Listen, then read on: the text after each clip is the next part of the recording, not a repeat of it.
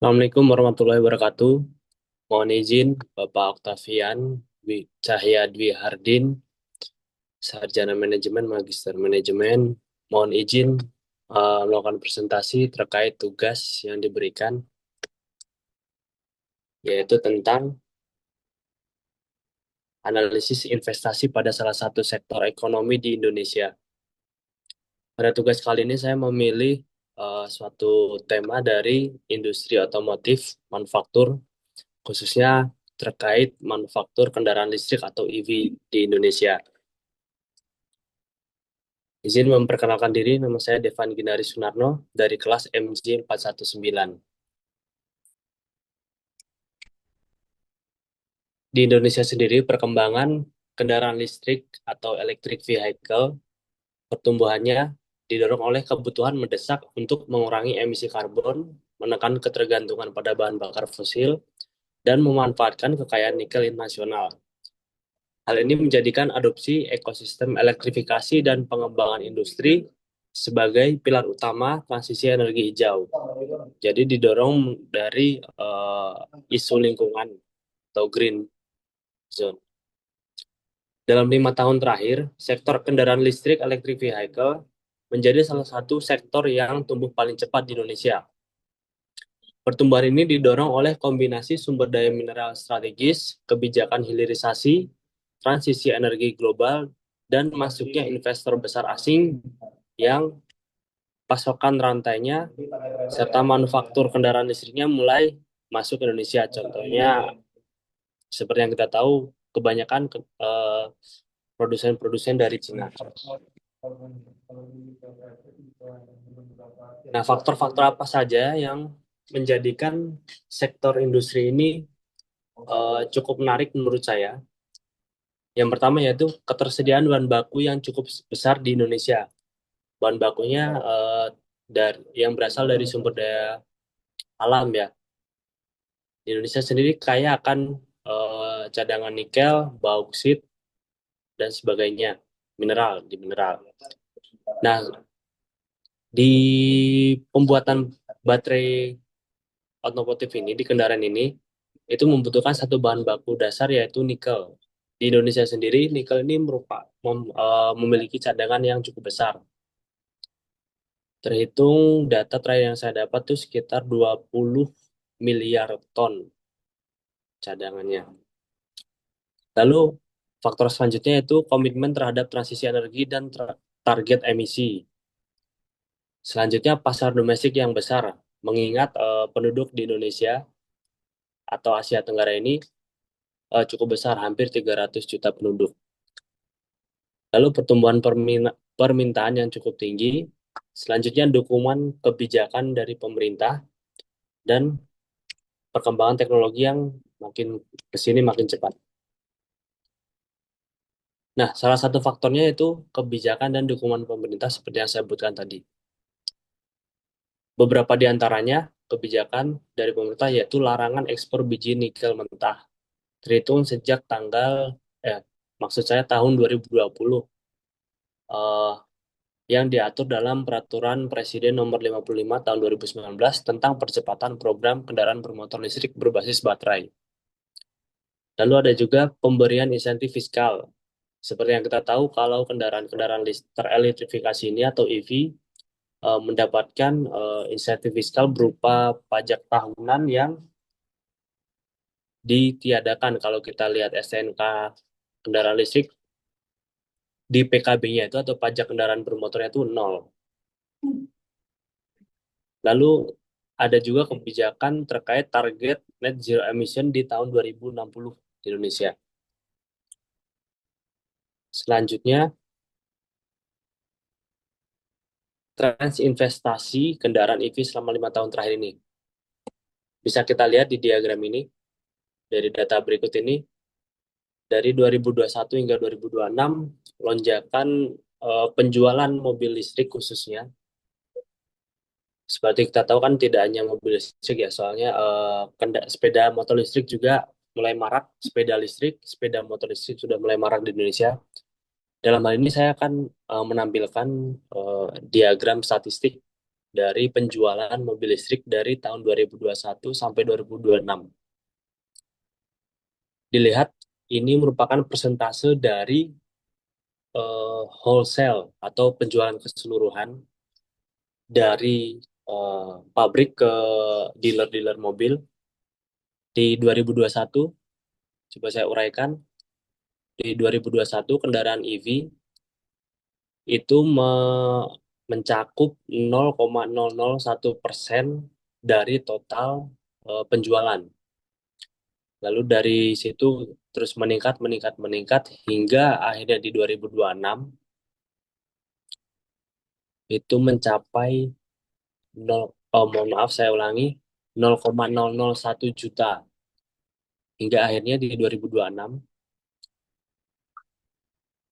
di 2025 maksud saya itu tertinggi di 0,1 juta unit dari wholesale keseluruhan. Penjualan keseluruhan dari pabrik dikirimkan ke dealer.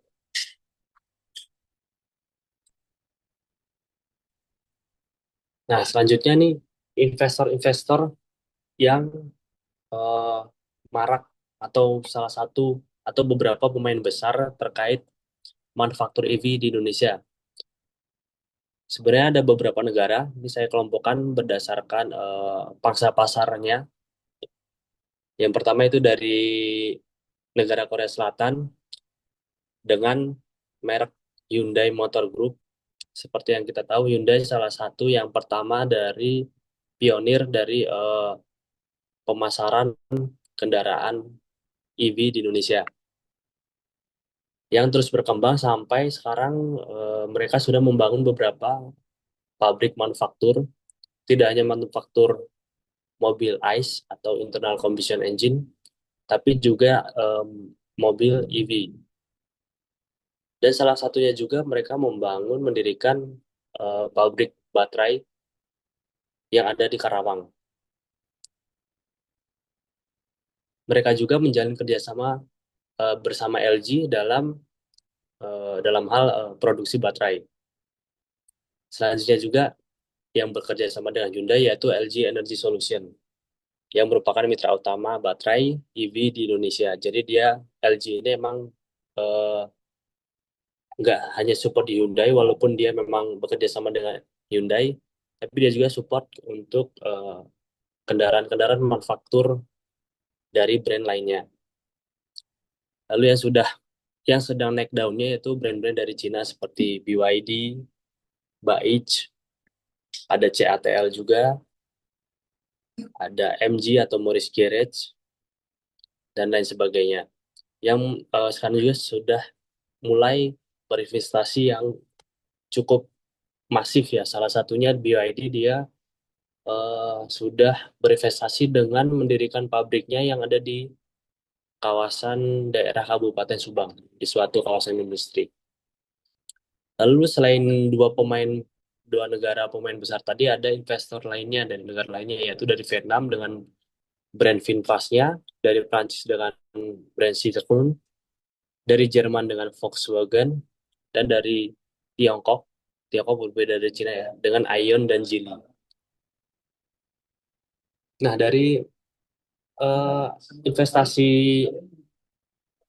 manufaktur otomotif elektrifikasi vehicle ini pastinya terdampak seiring dengan investasi mereka di Indonesia. Di antaranya yaitu transfer teknologi baterai dan manufaktur. Jadi teknologi kita seiring dengan berjalannya investasi mereka, berdirinya pabrik-pabrik mereka, hingga kita juga istilahnya kecipratan dengan teknologi-teknologi yang mereka bawa ke Indonesia.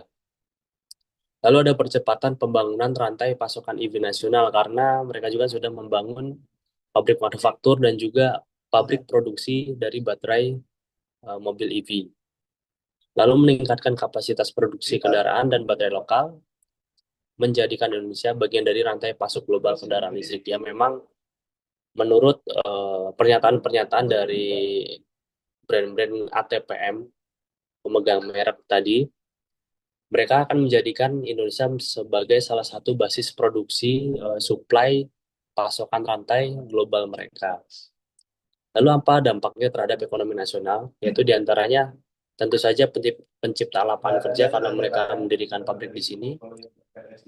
Salah satu contohnya yaitu proyek CATL, diperkirakan menciptakan lapangan pekerjaan sampai 8.000 pekerjaan langsung dan 35.000 pekerjaan tidak langsung.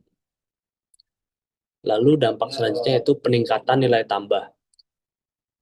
Pengolahan dari nikel tadi menjadi baterai memberikan nilai ekonomi jauh lebih tinggi dibandingkan hanya kita dengan mengekspor barang mentahnya saja yaitu berupa biji nikel. Dan juga tentunya peningkatan ekspor untuk dampak ekonomi terhadap negara kita ya. Nah, lalu selanjutnya ada peluang dan tantangan bagi investor asing. Pasti semua usaha tidak luput dengan peluang dan tantangan ya. Saya mulai dengan peluangnya dulu yaitu pertama akses bahan baku strategis Indonesia memiliki pasokan nikel, bauksit, tembaga dan mangan yang dibutuhkan industri baterai yang telah saya sebutkan tadi juga. Indonesia merupakan negara terbesar dengan cadangan nikel terbesar. Indonesia juga memiliki cadangan bauksit dan tembaga yang cukup besar untuk termasuk untuk di level internasional ya. Lalu peluang selanjutnya itu dukungan pemerintah yang kuat. Pemerintah aktif menawarkan insentif dan memfasilitasi investasi pada ekosistem EV. Makanya bisa eh, berdirinya pabrik-pabrik manufaktur EV dengan cukup gencar ya. Lalu selanjutnya ada pasar domestik dan ASEAN yang besar. Indonesia bisa menjadi basis produksi untuk pasar regional di Asia Tenggara khususnya atau di ASEAN. Lalu potensi ekspor global yang besar. Indonesia sendiri memiliki peluang menjadi hub manufaktur baterai dan EV Asia Tenggara. Nah, lalu untuk tantangannya, infrastruktur pendukung EV masih berkembang. Stasiun pengisian kendaraan listrik dan jaringan listrik perlu terus diperluas. Seperti yang kita tahu, SKPLU masih baru mulai awal-awal ya, belum banyak. Jadi memang jadi suatu tantangan bagaimana nanti infrastruktur ini bisa terpenuhi secara merata di seluruh wilayah Indonesia. Tantangan selanjutnya itu ada isu lingkungan industri nikel dan smelter menghadapi sorotan terkait dampak lingkungan dan berkelanjutan. Lalu ada juga ketergantungan terhadap harga komoditas. Harga nikel global dapat mempengaruhi profitabilitas investasi. Ya memang walaupun Indonesia memiliki cadangan nikel yang besar, tapi tetap saja harga komoditasnya masih sangat bergantung terhadap eh, harga internasional ya. Lalu selanjutnya ada persaingan regional. Tidak hanya di Indonesia, negara-negara Asia Tenggara lain pun sama, mulai berkembang cukup pesat di sektor manufaktur otomotif khususnya EV ini. Di antaranya yaitu Thailand, Vietnam, dan juga Malaysia. Dari seluruh pemaparan saya, bisa saya ambil kesimpulan bahwa sektor kendaraan listrik merupakan salah satu sektor investasi yang cukup prospek di Indonesia saat ini karena poin-poin yang saya sebutkan tadi. Salah satunya itu dengan keunggulan sumber daya alam yang kita miliki. Lalu ada juga kebijakan hilirisasi yang konsisten, serta masuknya investor global seperti Hyundai, LG, CATL, BYD, Invas, Ion, Geely, dan lain sebagainya. Dengan mulai masuknya investor-investor asing itu mempercepat pembangunan ekosistem EV nasional di Indonesia. Walaupun memang masih cukup banyak terdapat tantangan seperti pemerataan infrastruktur. Lalu dalam jangka panjang Indonesia juga berpeluang menjadi pusat produksi baterai dan kendaraan listrik terbesar di Asia, khususnya Asia Tenggara. Sekian dari saya, mohon izin apabila ada salah-salah kata, mohon dimaafkan. Wassalamualaikum warahmatullahi wabarakatuh.